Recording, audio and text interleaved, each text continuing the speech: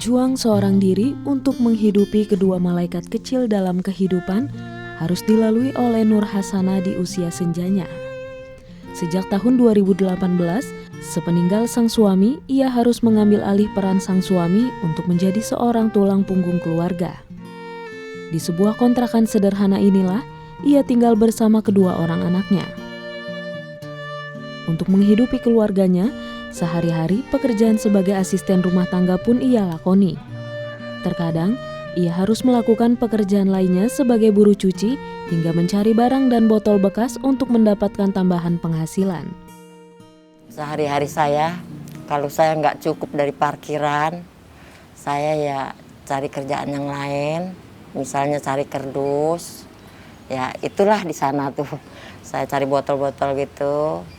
Ya siapa tahu saya pergi sama anak saya itu ada yang nyuruh nyuci atau gimana.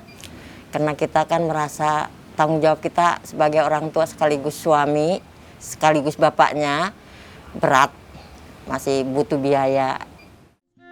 Kondisi kesehatan yang perlahan menurun juga mempengaruhi perekonomian ia dan keluarga.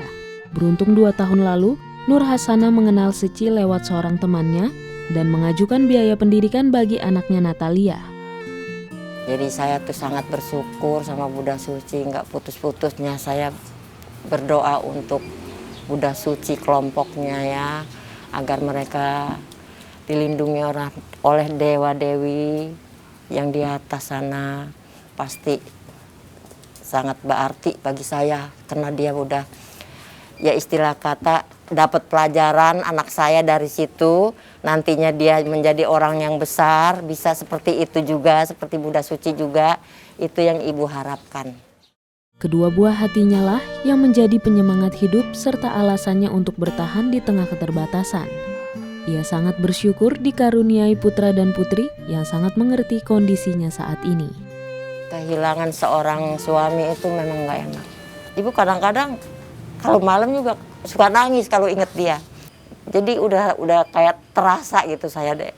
Saya terasanya ya apa bisa saya ini sampai anak saya besar, sampai anak saya lulus.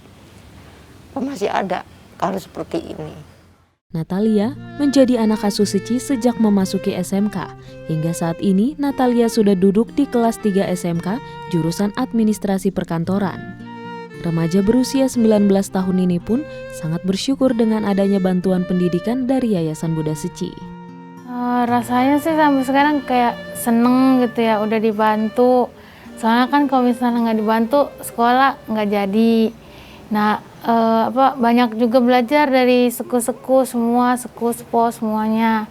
Ajarin ini, waktu itu mah, waktu belum kenal Suci mah, bandel gitu, dikenalnya bandel gitu Kak. Cita-citanya pengen jadi sekretaris kantor. Nah terus kalau misalnya udah sukses, Tuhan kasih sukses, nah pengen bangun panti asuhan. Jadi kayak anak-anak yang ngamen, yang gak ada orang tuanya saya ambil gitu. Besar harapan Nur Hasana kepada kedua anaknya untuk menjadi anak yang berbakti serta memiliki welas asih terhadap sesama.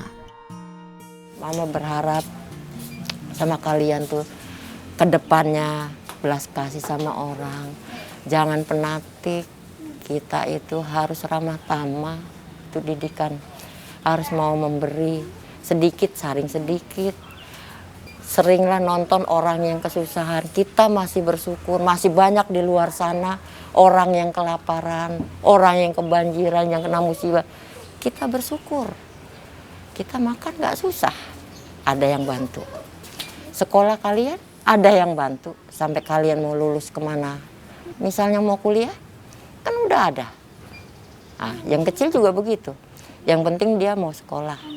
Saya akan biayain sampai dia kuliah kalau dia mau.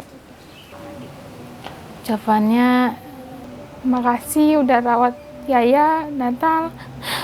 Walaupun aku tuh belum bisa bahagiain Mama sama Papa.